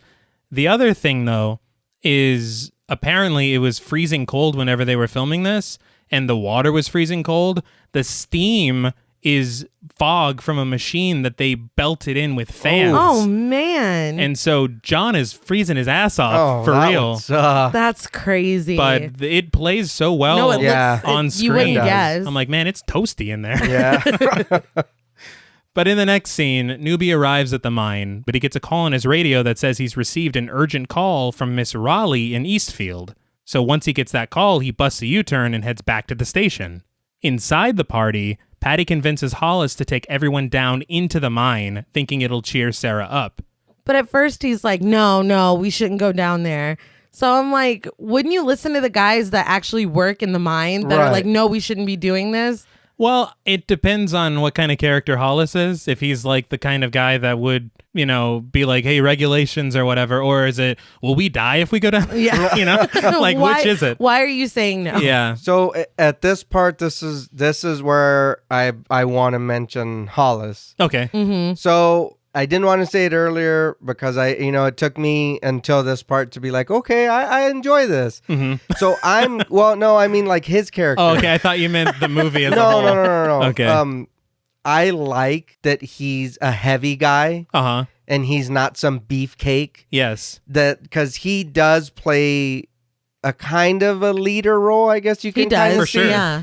Like he's there to make sure things don't get too crazy, but he also has a level head. Mm-hmm. But he does like to have fun with them and he's whatever. Yeah. But I enjoyed that he's a normal ass guy. Yes. You know what I mean? You could even say he's hefty, but he's But normal. He's a not, normal- that's not a joke. But It's not, yeah. And it's not like they're making fun of him about it. They're not, his weight doesn't come up as it. He's just a dude that's there to take care of his friends, have a good time and make sure that everything's fine. Yeah. And he's not like you would see like a buff dude or a ripped guy, or like some handsome dude's like, well, I'm going to take charge or I'm going to what. And it's like, no, I don't want to see that shit. I can relate to this dude. And that might be why I like him so much. Yeah. Because he just seems like a relatable guy. When they were walking over, like in the group, that was my thought, was Hollis is the only one I really care about. Yeah. And I enjoyed that. Yes. I was like, you know what? I was like, the more I'm watching this, I was like, I like his character because he's not the stereotypical. Exactly. You know what I mean? I'll be back or whatever. You know what I mean? Which is not horror, but you know what I mean? Still. But yeah, they use just a average guy. No, I agree. And it works. And it works good. And the actor's great as well. Oh, no, yeah. And I think it's funny because I saw a tweet maybe a month or two ago and they were asking about marginalization in film. And they're like, have you ever seen a film where a heavy person is properly portrayed? Right. And this slipped my mind completely because he is on the heavier side, but he is not, because in so many stereotypical tropes, and almost all of them, he would be like the dimwit or something. Yeah. Right. But he's collected, he's calm, Mm-hmm. he has a pretty girlfriend in charge. Yeah. Like, Yeah. I mean, No, everything. It's Yeah, thank you. That too. I was like, you know what I mean? I was like, it would have been easy to make him the guy who's sniffing the soda. Or, you know what I mean? Seriously. Yeah. No, that's true. Yeah. In a lesser film that's more poorly written, he would be Howard. Yeah. He would be. And that's what like I said, that's what at this point I was like, you know what? That's fucking great. Yeah. Because he's not the silly clown, or he's not the, he's not going to run away if Harry comes after us. Cause exactly. He'll catch you. Yeah. It's when this motherfucker says something. You listen. Yeah. Listen. And they or do. let's ask Hollis how he thinks about this or whatever. And it made me enjoy it a lot more. He's almost like the group's dad. Right. Yeah. As well. I really appreciate you bringing that up because you think about characters like Fat Stuff. Yeah. Or character, and I don't know why they always call Vern in Stand By Me the fat kid, because he wasn't, he was the butt of the joke in that movie because he's the quote unquote fat kid. Like but he wasn't. He wasn't at all. But that's how you typically see it portrayed. So I completely agree. I feel like that's a really good point. And in 1981. Yeah. So good job, guys. Hats off. Yes. But it's not very difficult to convince Hollis to go into the mine. It's like, all right. So we've got Hollis, Patty, Howard, Sarah, Harriet, and Mike heading into the mine against TJ's protests. Apparently there's a no women in the mine rule. Yeah, I didn't understand that. Which to me, I was like, oh, that's the problem with what's about to happen? Not Harry fucking Warden? Okay, cool. And I looked it up historically, and women have been allowed in mines since like forever. So I don't know what the fuck. Not on TJ's watch. No, not at the Hanniger mine. But the group hops into mining carts, and Hollis grabs blankets and flashlights for the trip. He switches on the carts, and they all head down into the mine. We get a shot of the cart heading down the track like a roller coaster, then POV shots heading into the mine. I'm not going to lie. That would be fun. Oh, absolutely. It looked like fun. Yeah, I thought this would be like the coolest shit ever. Yeah, please, Hollis, take us into the mine. But the cart eventually stops at the bottom and everyone gets out. The girls ask Hollis, now wearing a mining helmet, where the path in front of them leads. He tells them it's an abandoned portion so that they don't use it anymore. Yeah. But they ask for a tour anyway. He reluctantly agrees. Howard lags behind the group because he hears a noise, but after assuming it's just rats, he rejoins them and continues deeper. Mike and Harriet decide to go off on their own, obviously to make it sweet. Why is everyone so horny for mines? I don't know. I'm really confused. I guarantee Freud has an idea about... But they tell Hollis and the rest that they'll just meet them elsewhere in about 10 minutes, which makes me laugh because Mike's like, that's all the time I need. Trust me. And that includes finding a location. But back at the proper party, Gretchen bursts out of the kitchen after having found Dave's body. Axel runs into the kitchen to check just as John comes in through the front door, falling to the floor and stuttering, she's dead. Nothing speeds up the plot faster than every dead body being found at the same time. It's like, God damn. I've also found a corpse. But Axel comes back out of the kitchen and very plainly says, Dave is dead. Which causes a random partygoer to cry out hysterically. Well, I probably would too. But it's like, I didn't see her talking to Dave. I didn't see...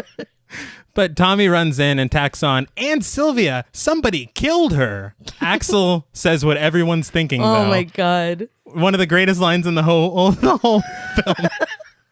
It's Harry Warden. He's here. Everyone get the fuck out. Yeah. Let us get the fuck out. I laughed so hard. It's like... But it seems like something, you know what I mean? Somebody would just scream. Really say that. Sure. Yeah. But I mean, way to keep everyone calm. Well, no, yeah. Like, holy shit. But TJ runs straight for the payphone to call the police, but the line has been cut. He tasks Tommy to make sure everyone gets out and to alert Newbie and tell him to get here fast. TJ grabs Axel and tells him that everyone else, including Sarah, is in the mine. They finally decide to work together to get them out. Which was a nice moment. Mm-hmm. Yes, because holy shit, this whole film... It's old. Yeah, it's been the Sharks and the Jets this whole damn... But TJ and Axel suit up and head into the mine as the rest of the partygoers get the fuck out of Dodge. They took his advice. Yeah. The two guys make a plan to search separate areas and meet up afterward, hoping they'll get to them before Harry Warden does, and then they take the elevator down. We get a POV shot of the elevator's descent, which really sells the tension for me. It does. Yeah. That shot was so cool. And as it was, this is an abandoned mine legitimately at this time. Yeah. But that elevator was real. It's operational, you know?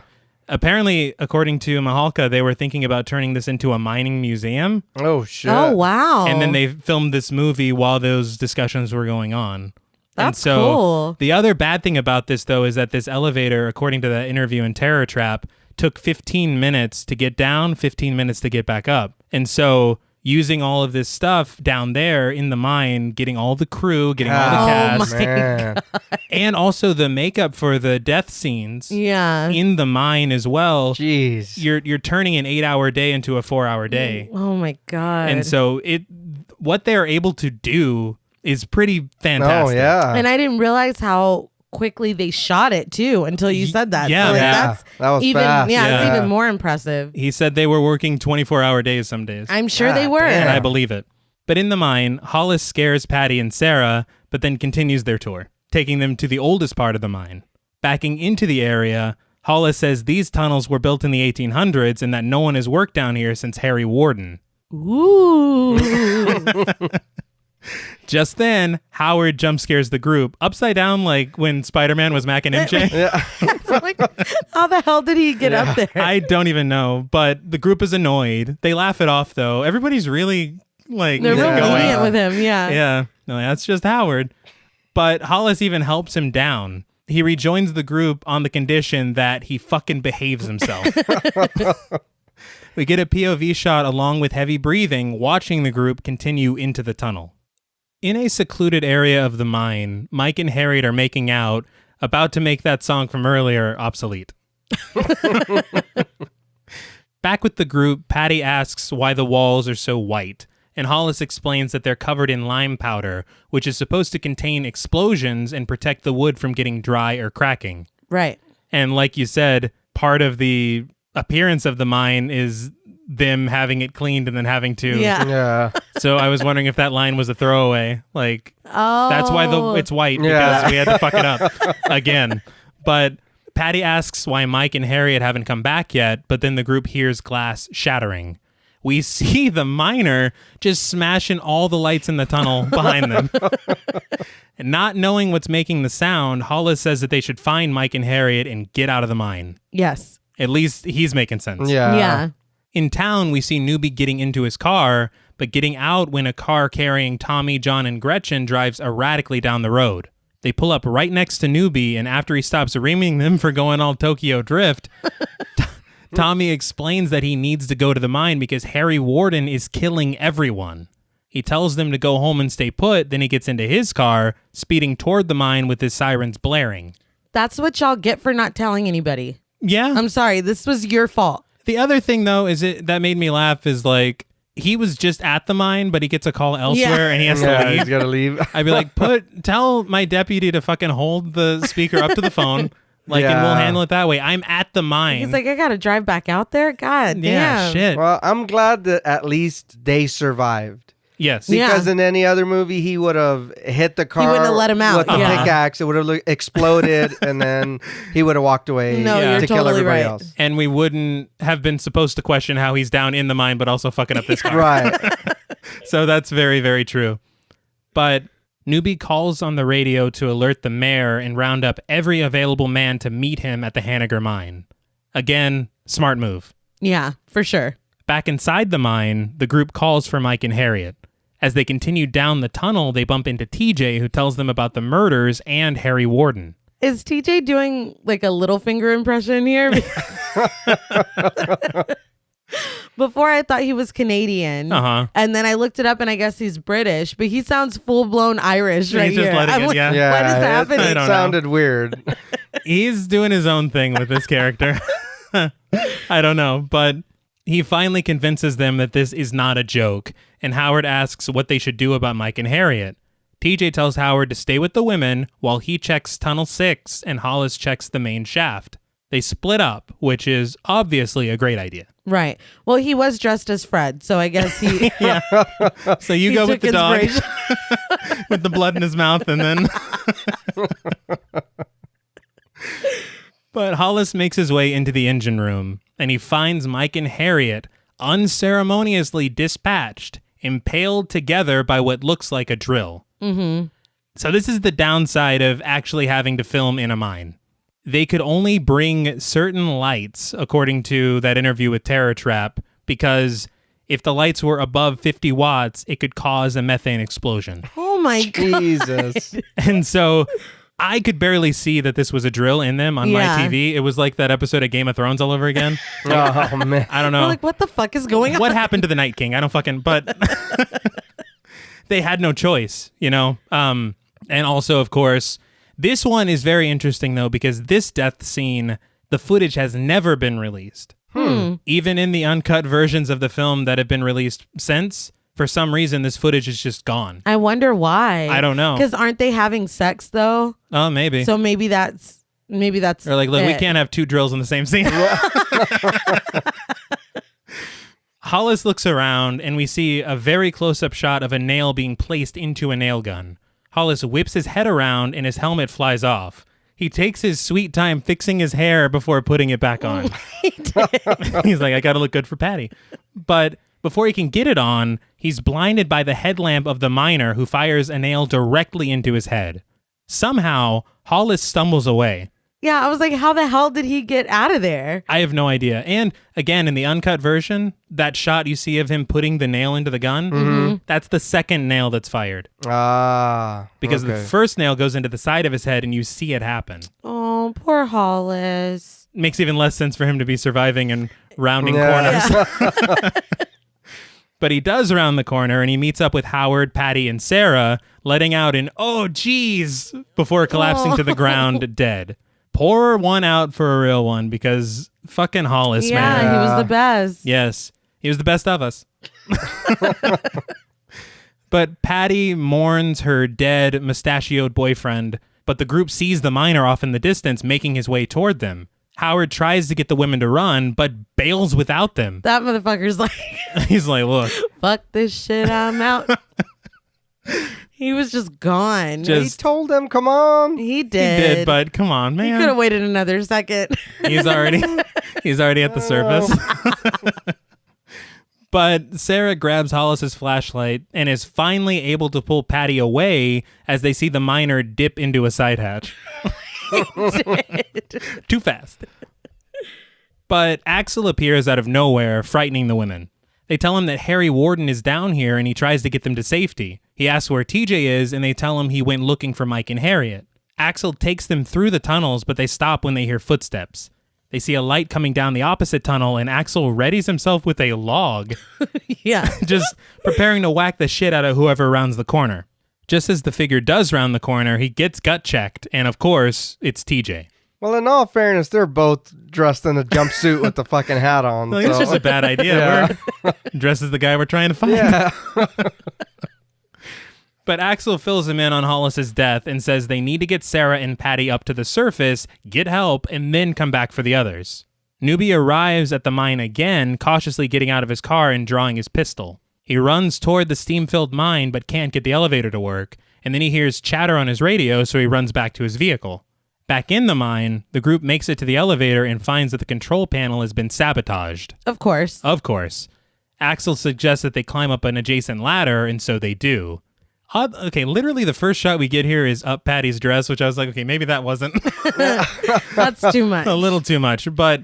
This whole thing made me think of when you're in the sewers under the town in Final Fantasy VIII. Oh, yeah, and you're just yeah. climbing ladders and shit. I was like, that's all I thought of. Yes, absolutely. But the group does climb up with water raining down on them, which can't be good for their footing. No. And the Sarah and Patty are still wearing boots and heels. Yeah, it's fucking kicking horrible. those fuckers into the creek. I'm going barefoot. Yeah, I wondered Dude, why. that's true. I wonder why they never did that. I didn't even think about that. But Patty asks if they can stop and go another way, which might be the dumbest question I've ever heard. Sarah shouts to Axel, who is leading the pack, to go slower since Patty keeps stopping and slowing everyone down. Once Patty slips a little bit, she stops completely, saying she's afraid of heights and she's stopping right here. Move Like, your that is enough. ass. Yeah, unacceptable. That's enough, Patty. Sarah helps her continue at the insistence of TJ, though, but suddenly Howard's body drops down, hung by the neck, a rope decapitating him, and his headless body falls to the bottom of the mine. How was that set up? How did that get set up? It was the same apparatus with the miner's arm and the prank. Yeah, Okay. All right. Once they get to this rung, Howard's body, I don't know. I think he's dead. But TJ shouts for the group to head back down, which is probably music to Patty's ears. Yeah. They make it back to the bottom and surmise that they can beat Harry Warden if they can make it to the rail cars. Moving across an area that's filling with water, Axel tasks TJ with getting the women across, telling him to shout around the corner when they've made it safely. After they do, they call out for Axel, but they hear a thud accompanied by Axel groaning and the sound of a body falling into water. Yes. None of this is good. The group decides to head back and look, and they find a broken bridge and see a headlamp disappear into the water below. Realizing there's nothing they can do to save Axel, TJ urges the women to continue on. TJ goes, it's too late for Axel. Yeah, I'm He not. knew? Fuck that. Yeah. Let's keep going. He said it's like 80 feet deep or something like that. Yeah. Now, the sight of the lamp disappearing was pretty cool. It was. I like that a lot. Yeah, it was. But as they move through the tunnel, they hear more creaking. TJ tells them to continue without him, and he hangs back. The women hear what sounds like a tunnel collapsing, and they head back to where they parted with TJ. They call out to him, but get no answer. They continue on without him, Sarah pushing Patty ahead of her. Suddenly, the miner jumps literally out of nowhere from around the corner and sinks his pickaxe into Patty's stomach. No warning. Yeah. None. Like, this shit is just happening. No, it happens so fast. Yeah. And it sucks because she's literally got Sarah pushing her into her own murder.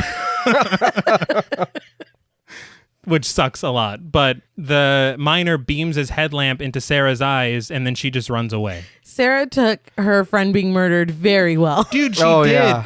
In the next scene, she's just walking really slowly. That's what I wrote. Like- too. I was like, she didn't give a fuck that Patty just got killed. It's like, your best friend is Yeah. dead, dude. In front of your eyes. She's like, well, shit. That's how the cookie crumbles, I guess. I don't know. Yeah. But outside the mine, the cavalry has arrived, including the mayor. Inside the mine, Sarah puts her back to a wall as the sound of footsteps grows closer and closer. A hand reaches out, and it's TJ, blood running down the side of his head. Sarah just sobs as he holds her, and they continue through the tunnel. Outside, Newbie tells the group that the elevator is out, so they'll have to get into the mine through an outside tunnel, which they do. Inside, as TJ is trying to get the controls to work for the mining carts, the miner is hot on their trail. He's literally just standing there, and then he just starts walking toward them. Yeah. It's like, oh, I guess it's Like, my you cue. Forget about me? Or... But just as the carts begin to move, all three of them jump into them. A chase ensues, like some Scooby-Doo shit. Yes, that's exactly what I was thinking. As they jump from cart to cart, the miner catches up with TJ, who fends him off with his shovel. The two eventually fall out of the carts and continue to fight. Sarah joins TJ as the miner continues to swing his pickaxe at him, but misses wildly. Get out of the way, Sarah. I know No. I know you're trying to help. Goddamn, get out of the way. like, Is this please. when she fell into the wall? I was think like, so. how did Yeah. you even do It's that? like, you are a hindrance. Yeah. Get out. Yeah, it's like I get what you're trying to do here. But you will get us both Yeah. killed. The mining carts go past the cavalry, which means they're not far from TJ and Sarah. The miner continues trying to swing on TJ, but he and Sarah dip into a side tunnel underneath a plank that reads, "Danger, keep out." Of course. Of course. The miner breaks through the plank and joins them inside. It's like, you really shouldn't have moved the fight in here. Yeah. Yeah. This wasn't. No. Well, for someone who does a lot of writing, he didn't really read that Yeah. fucking sign. But once inside, TJ begins to fight the miner, the two of them accidentally crashing through all kinds of support beams. Once the miner gets his pickaxe stuck in a wall, he just straight pulls out a knife Yeah. and advances on TJ and Sarah. He's like, I didn't want to have to use this, but it's where we are right He's now. like, you want to dance, Grease Monkey? In the struggle, Sarah rips off the miner's mask, revealing him to be Axel. No. No. Why, Axel? Why? The That's- look on his face, though, is so haunted and Yes. sad that it's like chilling. It is. Just again, that vacant stare, almost like what we saw of Harry Warden when he was screaming in the mine. Mm-hmm. I have to ask very quickly, though, because John Paul and I watched this together. Like he said before, he had never seen it before. But again, we try not to talk about it, Yeah. you know? Were you actually surprised that it was Axel? Because yeah. your mouth dropped open. Well, here's the thing. It did. That's so When funny. the dude tells the whole story about Guy, Harry Warden, whatever, and then as the movie goes on, that's all they keep beating it into. Yes, It's Harry, yeah. it's Harry. Oh my God, he's coming back. He's this and that. And then you don't, I guess it never really, like, he never popped out to me as... No. to be a potential for the killer. And then when it happened, I was like, holy shit, that literally stumped the shit out of me. Yeah, his mouth fell I open. was not ready for that. I was like, no, why? Because and honestly... that's what TJ says. He's like, why, Axel? Why? What else can you ask him? No, really. But like to be fair, if it was going to be anybody other than Harry, it would be TJ, Right? Because we've kind of set this up No, the yeah. whole movie that For if sure. if it's not him, it's TJ. And they've quickly dispatched all of their red herrings. Oh yeah. yeah. And But so maybe it's Happy. Nope, never mind. No, never mind. He's dead immediately. But we then get a flashback to 20 years ago when the supervisors were murdered by Harry Warden. It's revealed that one of the supervisors was Axel's father, and we see Axel as a child witnessing his father's murder, hiding under the bed, sucking his thumb, traumatized. Yeah. As Axel stares off into the distance, TJ whacks him with a large boulder the size of a small boulder, sending him into the support beams, which collapse around him. TJ and Sarah head outside, meeting up with the cavalry and sending them inside that tunnel. TJ tells Newbie that it isn't Harry Warden. He says he knows and explains that the call that came in from Eastfield said that Harry Warden died 5 years ago. When the mayor asks who it is, TJ tells him it's Axel. Newbie tells TJ and Sarah to get to the surface, and the mayor says what we already know. It was on Valentine's Day that Harry Warden killed Axel's father. How have you never mentioned this Yeah, before? why the fuck No did foreshadowing. you wait? Man. Yeah, Axel always gets weird around Valentine's Day. Yeah, Like literally anything. nothing. I feel like they could have very easily brought it up without giving this away Yeah. They could have earlier. Yeah. I mean, even if you just have him acting weird instead of smiling his ass off playing stabscotch, Yeah. like, I don't know. But also very quickly, because this made me laugh really, really hard. But when you said he tells Sarah and TJ to get up or whatever, Yeah. they've just bombed this revelation that it's been Axel going around town killing everybody. Yeah. Mabel, everyone. Everyone. And then the chief goes, all right, get where you're going. I'm not Yeah, he's like, fucking shit. in the hallway between classes. What the He's an fuck? annoyed principal. Yeah. Get where you're going. It's like the tardy bell is. I fucking laughed. But the dude, way I he could not. says it though is Yeah. like All right. he doesn't give a fuck. He's I like, could- fuck out of here. Yeah. Well, he kind of treats it like, yeah, we already knew that. And the last horse passes the finish line. Get where you're going. Yeah. I couldn't handle it. I could not stop laughing. Not the weight it deserves. I was like, this deserved a much bigger Yeah. reaction. Absolutely. Even a gasp. Something. But TJ and Sarah embrace before heading up the tunnel. Inside that mine shaft, the crew clears the debris, trying to unearth Axel's body as very sappy music plays. They see Axel's hand, which moves, and one of the crew shouts out that he's alive. He's alive. He just fucking killed everybody. What does it matter? We gotta Well, we prosecute him. gotta He's put this dead. dude away. Fuck him. him. In the asylum that doesn't keep track of their Exactly. patients. Oh, like, shit. we've never heard of Axel Palmer. But this causes Sarah to run back to the mine shaft for some reason, TJ following behind her. She says she has to see him. Okay, this is when Axel loses his rabbit-ass mind. Literally. We see that he's got an arm off him, which Right. we actually see him cut off in the uncut version. Ah. And we see Sarah is holding his hand, but then she pulls it back, and it's just an arm. Pretty Huh. cool shot. So he's like a fox caught in a trap. Exactly. Yeah. Oh my God. He's cunning. But he shouts, Hanniger, I'll be waiting in hell for you. Then, Harry, I'm coming. This whole town is gonna fucking die. We're coming back, you bastards. And then he laughs hysterically, running further into the mine, finally pleading, Sarah, be my bloody Valentine. And then he sings, Daddy's gone away. Harry Warden made you pay. Then he laughs hysterically as we fade to black and the credits roll. Before I ask the customary question, I just have to say we get a really cool song. Oh my God, I loved the song, the credits. little folk song. Yes. And from what I read, I believe it was on IMDb, it was an afterthought. I loved it. It's amazing. It tells the entire story. It's called The Ballad of Harry Warden, and it tells the whole legend. It's fantastic. And sounds like a legit folk song. No, yeah. I want it on my phone. Yes. But what did you guys think of My Bloody Valentine? I can't believe that I had never seen this. Really? I know. Like, this movie was good. I watched it and I was like, that's a fucking ending. Yes. I was like, that's a goddamn ending right there.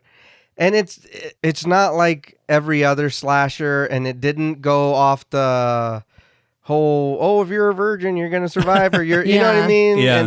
And it just kind of, well, clearly there wasn't any rules set yet, but you know what I mean? It felt different for some reason, but similar. You know what I mean? I agree. And it was like, this is great. That's really the most I can say. Like, this movie, I was like, how have I not seen this before? Yeah. Because I was like, this is fucking fantastic. Mm-hmm. You know what I mean? Like I said, the ending, I was like, when it was revealed about dude, I was like, holy shit. Like, your sister's right. I was like, No, his I was heartbroken. I was like, Axel, why? Axel. Why? I love that you were shocked. Like, I can't express how much I love like that. I said, it duped me the whole time. Yeah. Well, Because yeah. you think it's TJ. You know what I mean? And it's like, this motherfucker later is going to be like, now that I got you. Exactly. Yeah. It's But- like you disappeared. Yeah. And you it come back did. to It be did Harry that Warden. a lot. Like, he just came out of nowhere. It was like, oh shit. And then them both wearing the same costume, That or doesn't the help. jumpsuit and all that. It was Yeah. like, oh, Yeah. you're doing this to set this up later. Mm-hmm. But it was a setup that I wasn't like prepared for. No, I totally agree. I love this movie. I want to say that ending where he's fucking freaking out and yelling and running deeper into the mine. The word coming back, you bastards, always makes me laugh. But like, it's chilling. It It's is. very Yeah. creepy, especially when he's telling her to be his bloody Valentine. His voice, Yeah. No, yeah. it's very creepy. No, it's, yeah. I read that nobody knew who the miner was going to be. And so they filmed the majority of the movie just playing their parts, which I feel like really adds to that. What? Huh, Yeah, yeah. because- Moment when you find out that it's Axel. I read that later in production he had to get fitted for a fake arm. Oh, and right. then he was like, maybe it's me. Yeah. But up until then, he didn't know. It could have been Harry. It could have been TJ. Right. It could have been anybody, which I really think adds to that performance of, wait, it was... Yeah, Yeah. because What? he never gives anything away of anything sinister. No. And I feel like knowing would really affect, how he would play Axel. Yeah. But damn, this movie is, I feel like it's not mentioned with the greats. It's not, No. it's not in the slasher conversation. And I don't really know why. Maybe because they cut out all the good kills. I mean, Or, like, maybe, the I good, think that might be you know part what I of it. mean? The kills are still very creative. They are, but You get your twist ending. Right. I mean, it's not perfect. I mean, his no, yeah. dad got murdered. It's like, what? Yeah, I'm like, but- why are you? So did the parties make him snap? Did he identify with Harry? Like, I mean, Yeah. I would like a little bit more, but at the same time, I kind of like that he just stared with that really scary face Right. and didn't say, well, listen. Yeah. yeah. When I was 5. It's like, no, we didn't. And that We don't need all that. That child actor looked like Axel. He did. Oh, yeah. That was Yeah. very, very he good did. casting. But yeah, I really, like I said, it's not a perfect movie, and there No. are definitely some moments that weren't meant to be funny, but fucking Yeah. cracked me up. Harry Warden's back. Get the fuck out. Get the fuck out. But no, this movie is, I'd say, criminally underrated. I would definitely agree with that. It's a blast. It's just a great time. It's a fun movie. You got to watch it every year. Coincidentally, forgot to mention it at the top, this week marks the 40th anniversary of My Bloody Valentine. Wow. So good timing. Yeah. But no, I agree. This movie for me is easily in my top 5 slasher films. Oh, and it should be. I Like, mean, for sure. It's so good, so criminally underrated. I do think that they, like you said, if the gorier bits were left in, hey, gory bits. Hey, gory bits. If the gory bits were left in, there'd probably be a lot more people holding this film in higher regard, and it would probably be talked about more. You're probably right. But I think what's here is fantastic. Yeah. Oh, yeah. It's just like, even with this, even with all the trims and cuts or whatever, talk it- about this. Watch this movie. Yeah. I think that's for sure. what makes it better. I mean, that sucks that they cut it out, but knowing that even though they cut that out, It's and still this great. movie's still that good. Yeah. It's like, fuck, man. You guys were doing something great up there Yeah. Something was right. in the great white north. But I guess that brings us to ratings, and I'll go first. As I said previously, this movie was like a childhood staple for us. And so being able to revisit it and it still holds up Right. is pretty fantastic, especially after 40 years. I think, like we said, it's criminally underrated. If you haven't seen it, please go watch it. I do think it's a shame that we never got to see the director's pure vision. Yeah, that does suck. There is that special edition director's cut with a few more minutes extra that's been released, but it's still, according to the director, about 85 to 90% of what he wanted. Man. Damn. So it's still not there. And I think I read that it's 3 minutes. It's 3 extra minutes. That were added? Yeah. But- To that version. Go check out those parts on YouTube. They are there Yeah. for you to peruse. But I can't say enough about how much I enjoy this film. There are some issues, but you kind of just gotta let them go, Yeah. honestly. But not to drag this on, I love this movie. Out of 10 hearty boxes of chocolate, I'm going to give My Bloody Valentine 8.5 hearty boxes of chocolate out of 10. I really enjoy this movie. Yeah, no, it's great. But I am going to now open the floor. All right. I know I say this every time, but we don't need to rehash everything that we said. It's I agree, it's a shame that it got so cut up. Yeah, like man. It's like it's just not fair.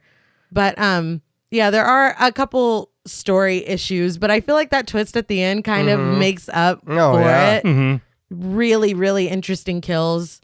A really interesting and unique story. And a mine is just creepy as fuck. Like, why is that not Absolutely. utilized more? But yeah, on a scale from 1 to 10 hearty boxes of chocolate, I'm going to give My Bloody Valentine 8 out of 10 hearty boxes of chocolate. And it deserves every single one of it. All right. So I obviously like the movie. Right. This was a very fun movie. And I know you guys both said that there's problems, this and that. Fuck that. Fuck those problems. I don't give a shit. This movie is fucking fun. Yes. and It really great. is. I do wonder why it's not talked about more. Like Yeah. it doesn't. Because it's really not. It's not bad, and that they don't talk about it. I mean, you might hear it in conversation here and there, but I don't like I said, I knew about it only because of the remake. Right. Right. And You know what I mean? And then, like I said, the trailer for that looked crappy, so I was like, oh, fuck that. But I really enjoyed this movie. Like, I really, really enjoyed this movie.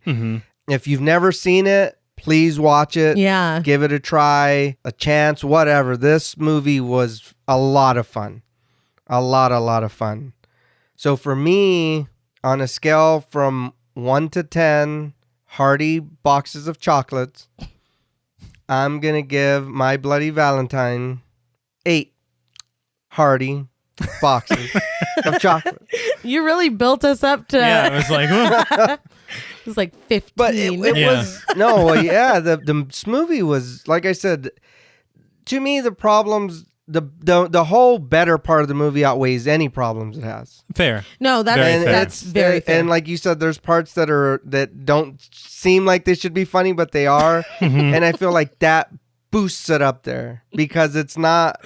You're not gonna sit there and be like, "Oh my god," you know what I mean? You're gonna be like, "That's fucking hilarious." Yeah. you know no, what the I mean. film has character for Yeah, it sure. does. Oh, like, yeah. for sure. I think, and there's something to be said about a slasher movie that also contains people around our age True. instead Yeah. of Oh no. Yeah. teenagers Kids. or people our age playing teenagers. But Right. Yes. Yeah. But also, it added a little love triangle. Like there was some Yeah. drama in it too, Yeah, where you're there's- like, "Oh, who's she gonna end up No. with?" Yeah. it's a full story, It dude. really is. One thing though that I do feel kind of bummed out about, but could be redeemed in the future. He says, "We're coming back, you bastards." Why has there not been a sequel made? Yeah, that's And who's we? yeah, well, him and Harry. Oh yeah. Harry's dead. No, he's still with him. But George Mihalka, in one of those interviews, expressed an interest in directing a sequel, and that was in maybe 2015. Oh man, I'd be down. yeah. If he did Oh, it, I'd yeah. be down. I'd watch that. No, for sure. Well, that's all from us at Podmortem. What would you rate My Bloody Valentine, and what should we watch next? Let us know on Twitter at @thepodmortem. Don't forget to follow us on Instagram and like us on Facebook. Be sure to follow each of us on Twitter at TravisMWH, at Blood and Smoke, and at RealStreeter84. Please consider pledging to our Patreon and stay tuned until after the music for a special thank you to our Wendigo Getter patrons. And remember, no matter how deep you bury a town's secret, sooner or later, someone will get the shaft. Until next time.